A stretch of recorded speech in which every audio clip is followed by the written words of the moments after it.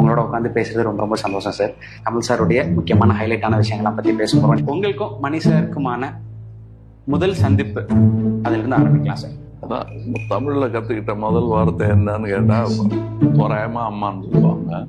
ஈஸியாவும் சுலபமாவும் எப்ப நடந்துச்சுன்னே தெரியாம நடந்துருக்கேன். ஏன்னா மற்றவங்களுக்கு என்ன சந்தோஷம் இருக்கு, எனக்கு இவங்க எல்லாம் கூட்டி பேசுறதுல ஒரு ரீசார்ஜ் ஆகும். ஏன்னா நான் அப்ப வந்து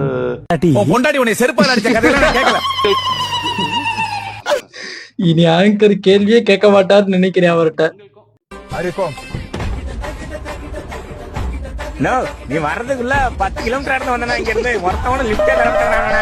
அப்படியே இந்த ரயில்வே கிட்ட தாண்டி பாட்டினா இங்க இறங்கிறேன். லிப்டா வெளில வரவே